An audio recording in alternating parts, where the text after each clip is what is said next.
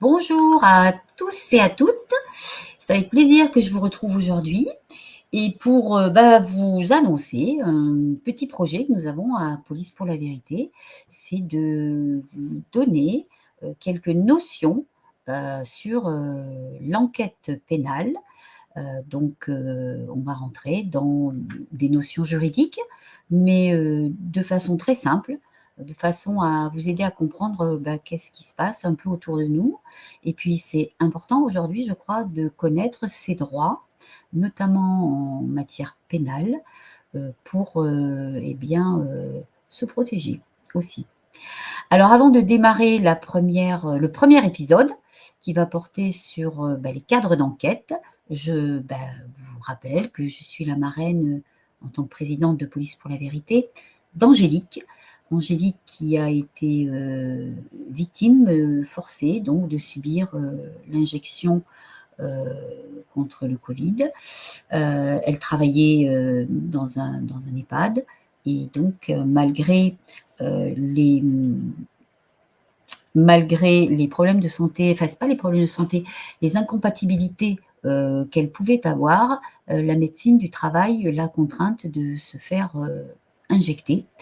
Et comme elle avait 6 enfants, tous à sa charge à l'époque, eh bien, c'était pour elle la seule façon de garder son travail et de pouvoir, s'occuper de ses enfants. Donc Angélique a été injectée et elle a déclaré des effets indésirables très graves. Donc elle n'a même pas pu garder son travail puisqu'aujourd'hui, elle ne peut plus travailler et en plus, elle a une santé qui est, très, très détériorée. Donc j'en profite pour avoir une pensée également pour, les parents, des personnes qui, ont été injectées et qui sont décédées à la suite de ces injections et qui aujourd'hui, défendent la mémoire, de leurs enfants. J'ai une pensée bien évidemment aussi pour, tous les malades qui aujourd'hui sont, tous les blessés, hein, blessés par cette injection, qui ont des parcours de soins, très compliqués et pour saluer, évidemment, Dose Humani qui a lancé cette, grande action de la grande famille en, sollicitant des personnes à être, parrain ou marraine de personnes, qui ont des effets indésirables. J'en profite également pour saluer, tous les personnels qui ont été suspendus parce qu'ils ont ou elles ont refusé cette injection, que ces personnes aient été dans le soin, chez les pompiers, chez les militaires ou même dans d'autres professions, on les salue parce qu'elles ont résisté et elles aussi, elles ont été blessées par, cette grosse manipulation, sanitaire dont nous avons été victimes. Voilà, c'était donc, la première chose que je souhaitais faire, comme d'habitude, 1000 pensées pour toutes ces personnes.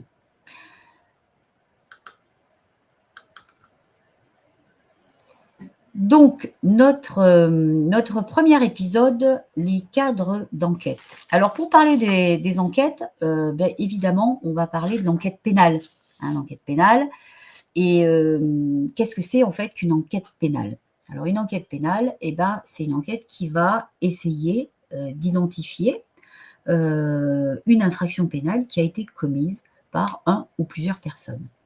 Donc ces infractions, elles sont répertoriées dans le code pénal. Donc on va dire que le code pénal, c'est le dictionnaire des infractions pénales et elles y sont donc listées, avec, les 3 éléments qui constituent une infraction pénale et les peines qui sont encourues par, l'auteur de, l'infraction visée par tel ou tel article. Donc il faut d'abord savoir que, il y a plusieurs chapitres, puisqu'il y a plusieurs types d'infractions. Alors les principales dont on peut parler très rapidement, c'est évidemment les atteintes aux personnes. Les atteintes aux personnes, c'est les violences, quelle que soit la gravité des violences. Que ce soit des violences avec armes ou sans armes, quel que soit le nombre d'ITT, de jours d'ITT, commises et cetera. Donc on développera, sur un autre épisode un petit peu plus, ce genre d'infraction.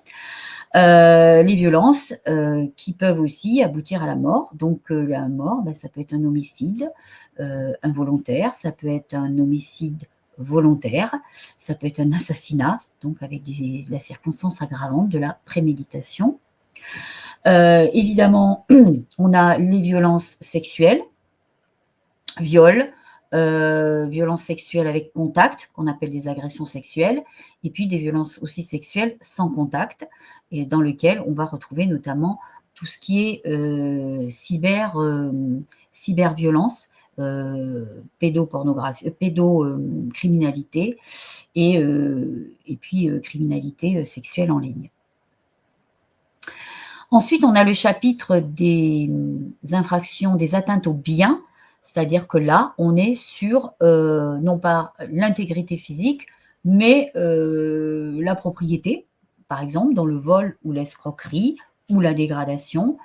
Donc voilà, c'est des infractions qui atteignent le bien, que ce soit le bien d'autrui, personne, physique, ou le bien d'autrui, personne morale, hein. Donc, on a donc, bah, je les ai cités, la dégradation, la destruction, le vol, l'escroquerie, et cetera et cetera. Voilà. On a aussi les, grosses infractions, financières, ce qu'on appelle la délinquance en col blanc. Ensuite, on a, bah, évidemment toutes les infractions qui sont liées aux stupéfiants, que ce soit, bah, le simple usage, entre guillemets «simple», la revente, le trafic, la plantation aussi, hein, et cetera. Le fait de produire aussi des des stupéfiants. On a évidemment la fausse monnaie, tout ce qui est lié avec, la fausse monnaie.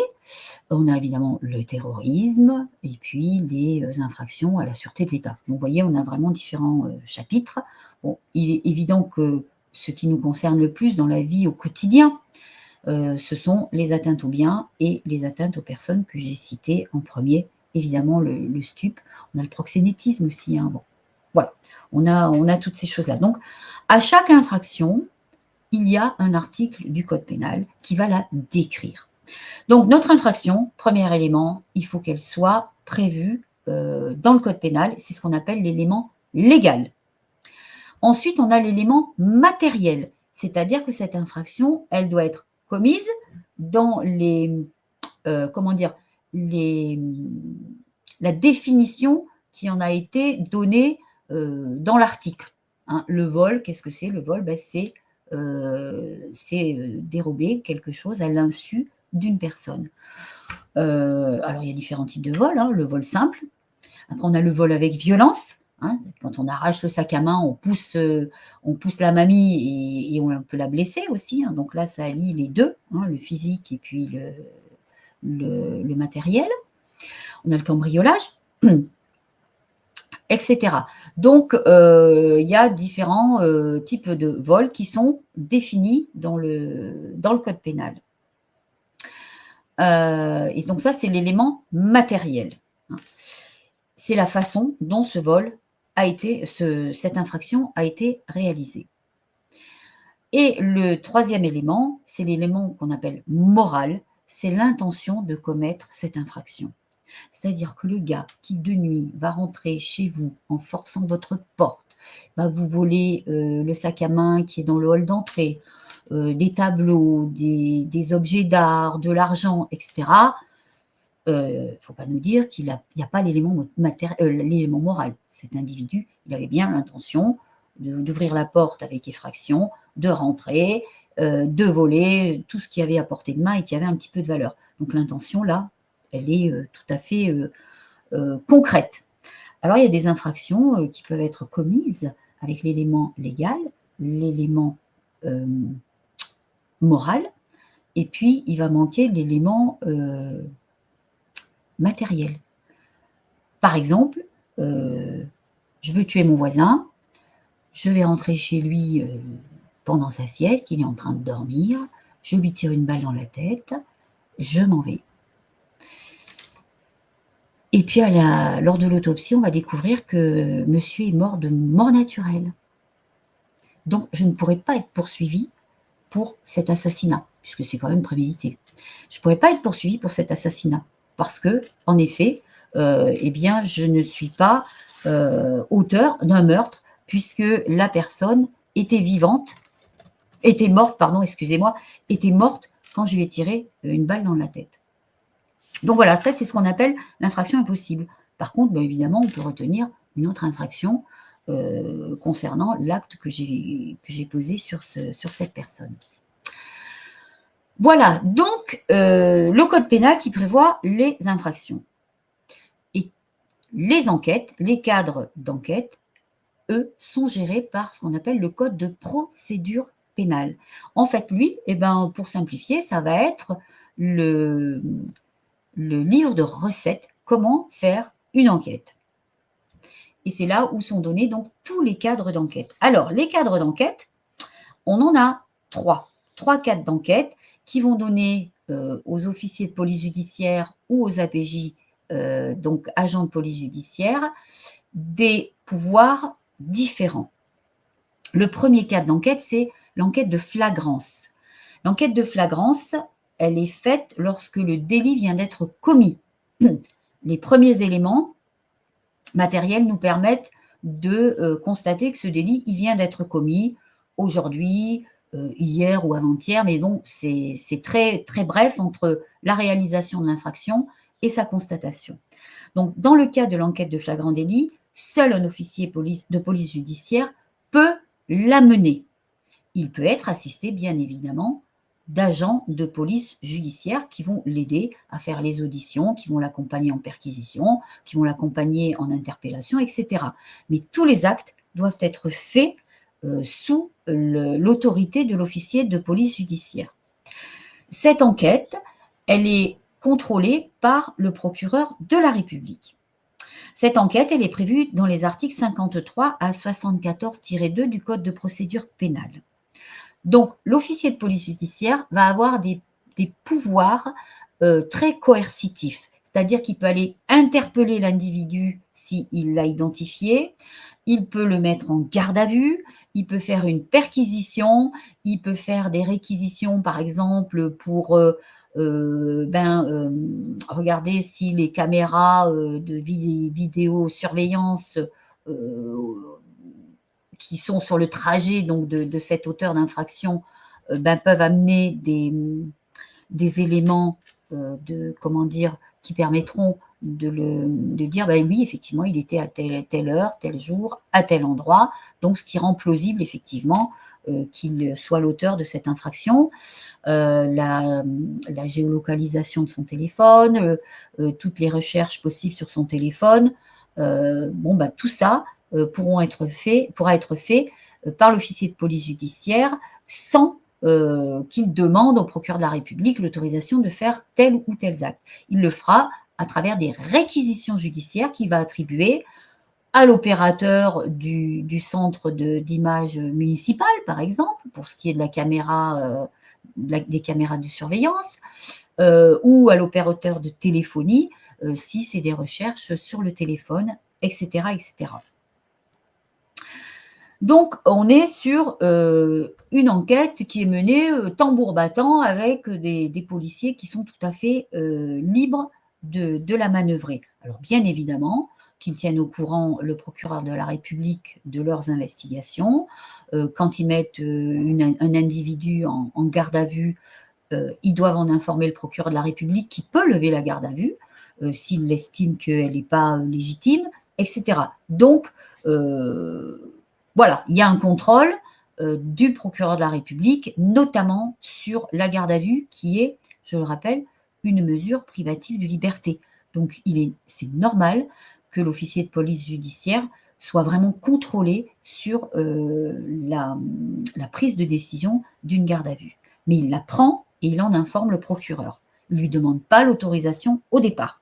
Il la prend, il prend la mesure et il informe le procureur de la République, qui, en 99% des cas, va la valider. Hein. Voilà, donc ça, c'est notre enquête de flagrant délit. Il s'est passé plusieurs jours où on a enquêté, Mais l'auteur, même s'il est identifié ou pas identifié, on n'arrive pas à le retrouver. Donc, on va passer dans un cadre d'enquête différent, qui est l'enquête préliminaire, qui elle est, prévue dans les articles 75 à 78 du code de procédure pénale.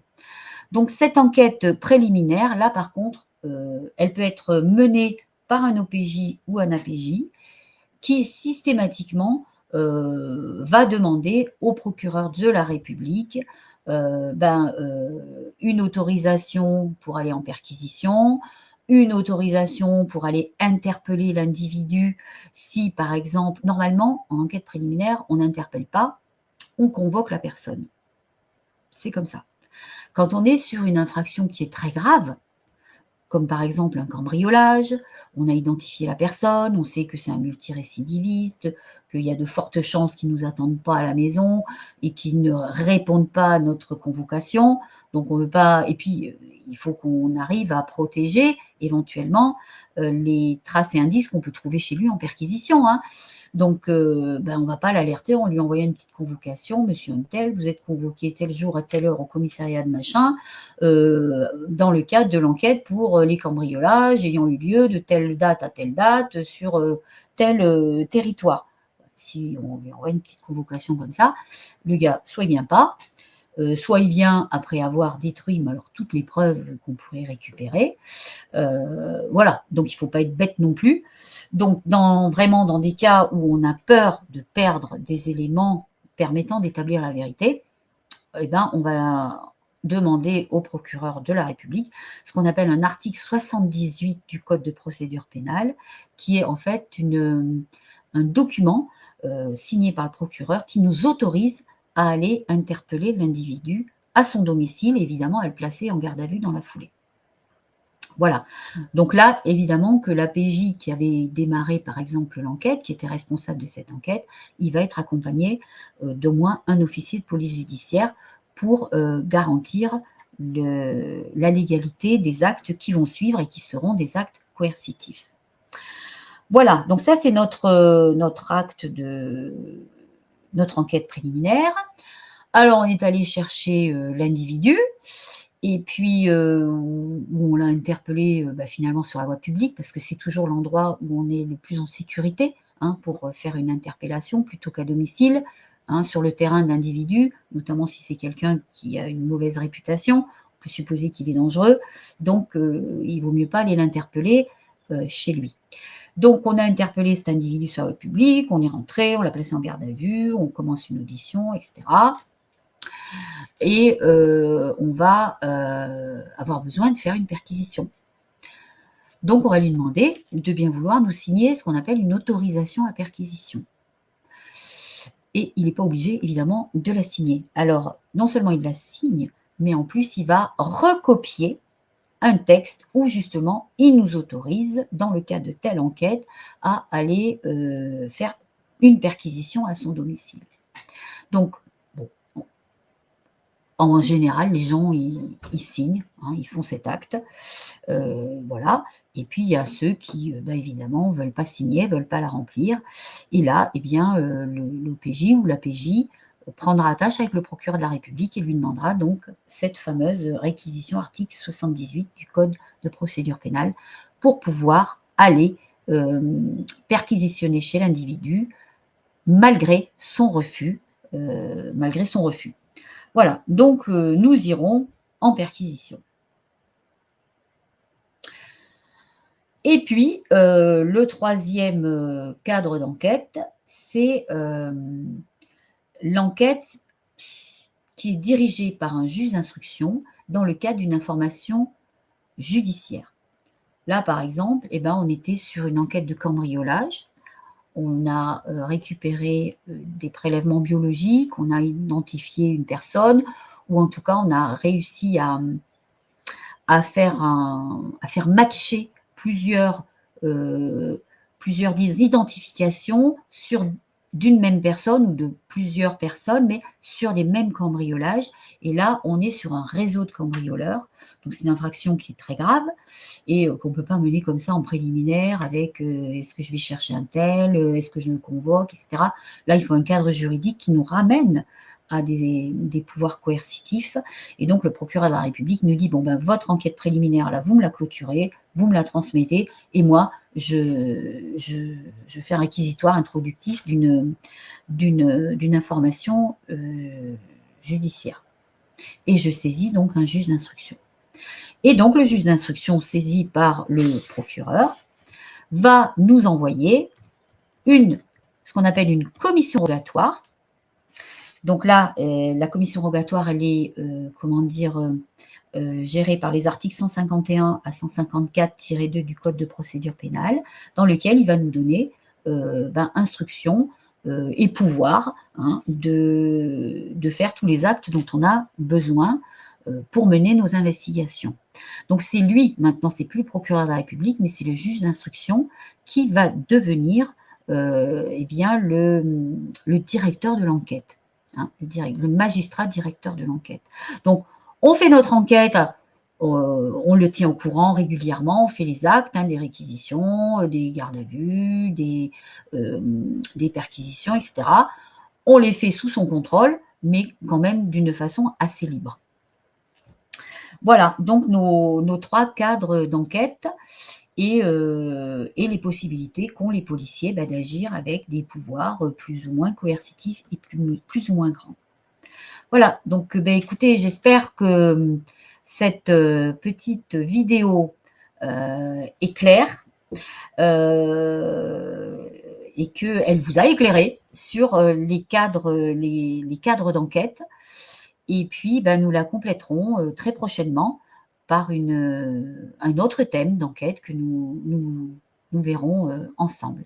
Voilà, je vous remercie en tout cas de votre attention et puis je vous dis à très bientôt pour le prochain épisode. Au revoir.